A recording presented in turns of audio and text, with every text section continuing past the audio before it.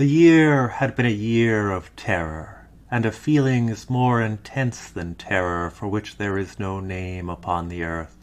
For many prodigies and signs had taken place, and far and wide over seas and land the black wings of the pestilence were spread abroad. The peculiar spirit of the skies, if I mistake not greatly, made itself manifest not only in the physical orb of the earth, but in the souls, imaginations, and meditations of mankind. Black draperies likewise in the gloomy room shut out from our view the moon, the lurid stars, and the peopleless streets. But the boding and the memory of evil, they would not be so excluded. There are things around us and about of which I can render no distinct account, things material and spiritual, heaviness in the atmosphere, a sense of suffocation, anxiety, and above all, that terrible state of existence from which the nervous experience when the senses are keenly living and awake, and meanwhile the powers of thought lie dormant. A dead weight hung upon us. It hung upon our limbs, upon the household furniture, upon the goblets from which we drank, and all things were depressed and borne down thereby. Edgar Allan Poe wrote those words nearly 2 centuries ago, when epidemics were an omnipresent fear. For the most part, it was a fear we had forgotten until recently. Pandemics were the stuff of zombie fiction, preppers, and alarmist news pundits, whose warnings seemed more and more laughable as each new super-plague they warned us of was contained within weeks, or perhaps was comfortably distant. The suffering and death was confined to another continent. But now we are the confined ones, isolated in our homes as the reality of those old fears creeps back into our lives. It leads me to wonder what other forgotten fears lurk just beyond the delusions of safety and control to which we cling. My name is Philip Glazer. I'm something of a semi-professional investigator. Like most of you, my day job has been quite disrupted by the outbreak of COVID-19. However, if there can be said to be a silver lining for me, it would be that I now have more time to dive into some rather unsettling occurrences I've been meaning to research for a while. I should say up front that I'm not really a believer in conspiracy theories or the supernatural. Indeed, laughing at videos that promotes that sort of nonsense is actually one of my favorite pastimes. But, well, perhaps it would be best explained through the experience of a friend of mine I'll call Matthew. Matthew is a food delivery driver with DoorDasher. 3 months ago, he called me to ask if I would look into the background of a delivery that had gotten more than a little strange. At least that's what I eventually figured out he was asking about over the static. Admittedly, I may have been a little slow on the uptake given that it was 5 a.m. I've always known Matthew to be quite level-headed, but his tone on the phone was manic, almost incoherent. I was able to calm him down somewhat, but I nodded along and asked him to write it all out in an email. Here's what he sent me. Phil. Sorry about last night. I'm just a little shaky for reasons that I'll get to. Let me start from the top. For the past few weeks, I've been door-dashing late nights, 8 p.m. to 5 a.m., that sort of thing. It's nice.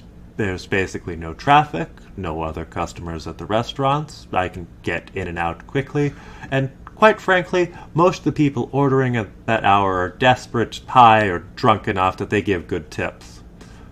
And if they're being cheap and not tipping anything up front on the app, I can just keep turning down the order until they offer more. It's not like there are any other drivers that they could turn to instead at that time of night. The biggest issue is trying to see the address number on the mailboxes or buildings in the dark. And yeah, I suppose it can be pretty lonely. I rarely see more than one human being at a time, and even then they barely register me as anything other than a holder for their food. At least I've been getting through some good audiobooks, though after this I'll probably have to stop listening to Clive Barker and the like, if I ever DoorDash at night again. Anyway, 3 nights ago things had been going really slowly. I was sitting in an empty parking lot outside a Chipotle when I received an order for a house that was way out in the sticks. I might not have taken it, but I realized that the money on offer ended in something like 34 cents. You see, DoorDash has this weird system where if a customer tips more than a certain amount, the app doesn't actually say how much you'll get in the final order. And on every order it says, "Final amount may be greater." I guess it's intended to prey on drivers with gambling issues, get them to think that every $3 order might actually be worth $20 or something. But if you pay attention, you can generally spot the orders that are really worth more because they end in random amounts instead of round dollars or 50 cents. As I said, I hadn't been getting many deliveries, so I decided to take the order for this Ann F. customer. It was a little restaurant I'd never been to or even heard of called Tom's. Not Tom's Diner or Tom's Place or anything like that, just Tom's. And when I got there 10 minutes later, the exterior looked just as bland as the name. A tiny little shop in a strip mall wedged between an insurance office and a dollar store. But the interior was lit only by the lights from the deserted parking lot out front. I don't know if they just leave the lights off when there aren't any dine-in customers, or if they're always like that. But I had to use my phone's flashlight so I wouldn't trip over as I ventured in. "DoorDash for Ann F?" I called into the darkness. I jumped when a growl from the back told me, "Sit down, I'm getting it." I navigated with my phone's light to a hard plastic booth. I swiped on my app to tell it that I had arrived at the restaurant.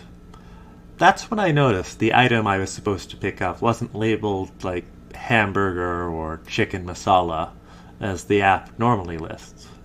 Instead, it was just a letter followed by some numbers, like H38. I don't remember the exact numbers and letters, but you get the idea. The sudden chopping, hacking sounds from the back made me almost jump out of the booth when I reminded myself that slicing through flesh is something that restaurants normally do. Still, my hair was on end. I tried to ignore it by focusing on the headlines on my phone. After maybe 5 minutes, he emerged from the kitchen with a large gray plastic bag. I couldn't really tell you what he looked like because I could barely make him out with what little parking lot light the windows let through. I do know that he was big, at least 6.5 feet, and thick-set. I thanked him and tried to make a half-joke about getting an electrician to look at the lights, but he just grunted back. The sack he gave me didn't fit into my DoorDash bag, so I just set it down on my passenger seat. In hindsight, I think it may have shifted strangely as I did so, but I made nothing of it at the time. As I was setting Google Maps for Anne's address, I noticed the stench. For the most part, I enjoy the smell of what I'm delivering as a little perk of the job, but this was foul. The closest I can compare it to is undercooked meat on the verge of rotting, but that's not quite it. I rolled down the passenger window and started driving. The city lights and distant sounds of other cars started fading behind us as we headed into the country. The night must have been overcast because it was so dark I couldn't even see the horizon. The earth and sky blended together seamlessly, with my headlights revealing the stretch of road in front of me like it was the only thing that existed in an endless black void. But I guess it did end. The address was a large ranch house, the sort of place that rich people build for themselves to retire to or commute from. It looked like it was built in the last few years, or at least the driveway and pavement did. I couldn't see the whole thing clearly. One thing I had learned quickly about delivering at night is to text the customer instead of ringing the doorbell. People might be working late and not appreciate having the whole house woken up, even less if you have the wrong address. So I waited for a reply text for at least 5 minutes before I called the number. "You are the delivery driver?" asked an older man's voice. Yeah, I'm delivering an order for Anne? Anne F.? "Yes, she is my wife. I will feed it to her. Please come to the front door." I remember thinking at the time that his wording was just an amusing slip of the tongue. That's the only reason I really remember it. I did as instructed, waiting at the front door like a good delivery man. And I was nearly blinded when he opened the door to the foyer.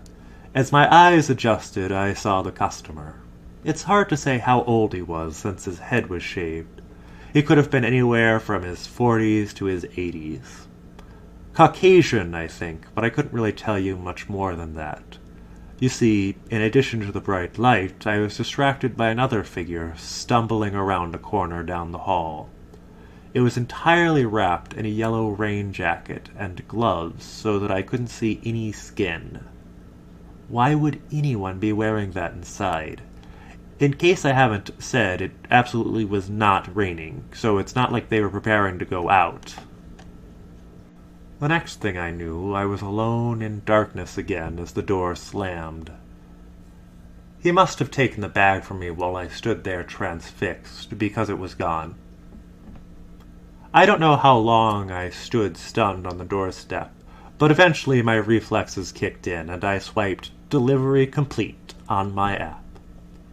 The tip turned out to be $60, so I just chalked it all up to some sort of weird, rich fetish roleplay thing, or something equally bizarre but ultimately benign.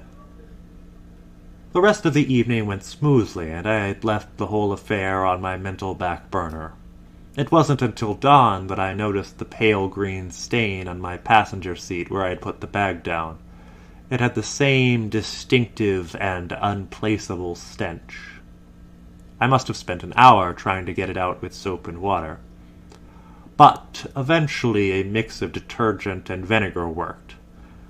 That damn spot was persistent.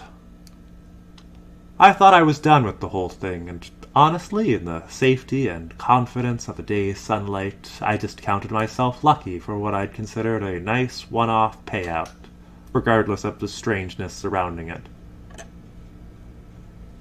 But then, 3 nights later, at around 11:30, I got another delivery job for Anne F. to pick up an order from Tom's. When you work the graveyard shift like I do, it's not unusual to get repeat customers. Some people just have weird schedules, and when you're the only driver, they're going to be getting food from you. Yes, I had been more than a little unsettled by the creepiness from the first time, but I'd be lying if I told you that I wasn't at least a little thrilled by the thought of this obscenely well-tipping guy becoming a regular. I mean, who was I to judge? But when I returned once again to that desolate parking lot, the chill of memory ran down my spine. That night wasn't as overcast as the first one, so I had some moonlight to add to the glare of the street lamps. But instead of better illuminating the unlit interior of the restaurant, it only seemed to render the darkness more sharply. As I stared into that blackness of the open restaurant door, I hesitated on the threshold, before just shouting, "Delivery for Anne? I'll be outside." I'd never done that at a restaurant before, but then this wasn't exactly a typical restaurant. I took a deep breath and sat on the cold curb, swiping on the app that I had arrived. Once again, the food I was supposed to deliver was just listed as a letter and some numbers. I found myself just sort of staring at the empty parking lot. It was then that I realized that it really was an empty parking lot. My car was the only one in it. Where was the chef's car? The knock on the window cut my thoughts short. Just inside the door was a large, lumpy gray plastic bag. It had a similar stench as the first one, but with an added metallic odor.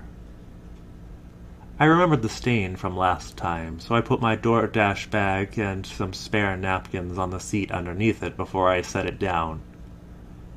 Looking back, I think that's the first time I might have seen the bag twitch.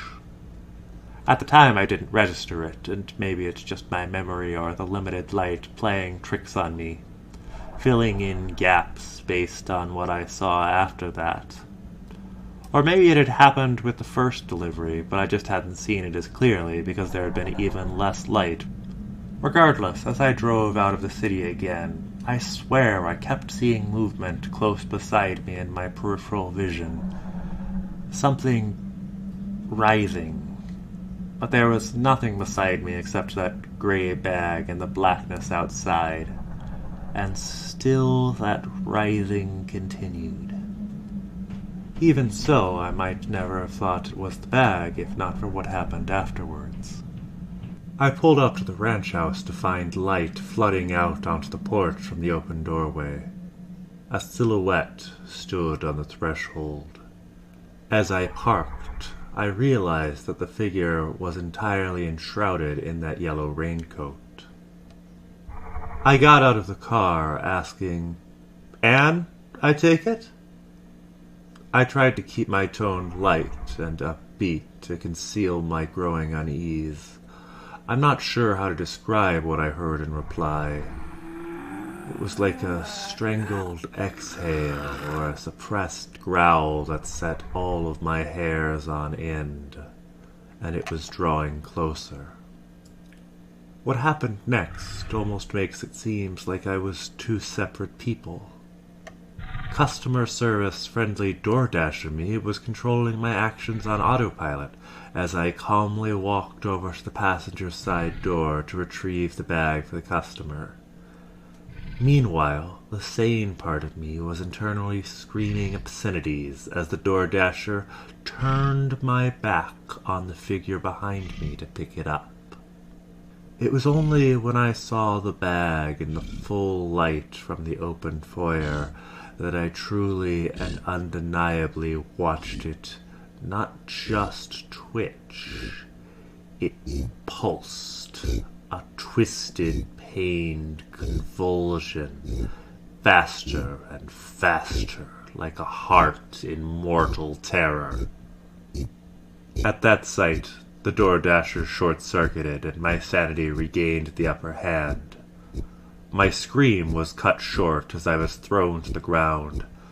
I must have been tossed aside by the thing in the raincoat, because when I looked up I saw it hunched over the car seat, ripping into the sack and what was inside. I could hear it devouring the contents like a starving animal. Then I heard shouting from inside the house, and the thing froze and turned its head back around. Its hood fell as it stared at the doorway.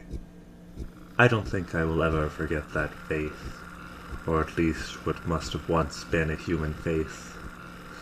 But now it was almost entirely covered in tumorous growth, distorting everything into unrecognizability. The eyes, the nose, everything human was drowned in those cancerous masses. Everything but the mouth. A mouth now dripping with red. The next thing I recall is swerving wildly to avoid the headlights of the truck barreling down on me. I overcorrected and steered my car off the road, almost flipping the car before I slammed into a tree. When I recovered from the haze, I saw on my phone that it was 4 a.m., almost 5 hours since I started the delivery. I eyed the encroaching forest shadows around me as I called the police. I guess I wasn't making a lot of sense, because they just told me to calm down and that a tow truck would be on its way. At some point in my explanation to them, I realized that my story sounded completely insane, and that there was no chance that they would believe me or look into any of this. So, for whatever reason, my next impulse was to call you. Sorry about that. But I still really need your help. You see the picture I attached? That's what I found in my car just before they towed it away. That's what proves I'm not just crazy or dreaming or making all of this up. I just need some sort of explanation. Please. Matthew has never been prone to pranks, but even so, I probably would have taken all of this as a joke if not for the photo of the twisted, fleshy mass gurgling out from under his car seat. Regardless, this hardly proves that all of his memories of events are accurate. Clearly he experienced physical trauma in the crash, and Occam's razor would suggest that much of his horrifying recollections of that delivery were half-dreams conjured up on the wake of the car accident, his subconscious filling in the gaps with elements from horror audiobooks. I'm sure that I will be bombarded by emails from this flying saucer crowd if I don't mention that lost time and gaps in memory are frequently elements in alien abduction narratives. However, I would point out to them firstly that none of the other elements map onto your standard UFO abduction myths, and secondly, that it's far more easily explained as Matthew going into shock from the aforementioned car crash. Unfortunately for my follow-up investigation, Matthew didn't ever save the address of the client to whom he delivered the food, and he doesn't have a way to retrieve it, so it's not entirely possible to dig deeper from that direction. Thus, I decided to follow up on the restaurant, Tom's. I should note that Matthew and I live in different states well over 100 miles apart, and I had a full work week at the time, so I wasn't able to just pop over and investigate in person. Nor am I really inclined to do so now, given that the plague is about, but I was able to do some digging online into their public records. It turns out that the registered owner of Tom's is a holding company with a rather bizarre name, Nine Hands. Nine Hands doesn't seem to have any online presence. No news stories, press releases, let alone a company website, and I can't seem to find where it's registered as a legal entity. The only other solid thing that I've been able to determine about them was that it owns at least one other company besides Tom's in the state. A medical waste disposal company called Waste Not. If any of our listeners happen to have solid information about Nine Hands, or perhaps have mundane investigations for which you would like to offer a commission, please feel free to email me at the address in the show notes. Stay safe out there.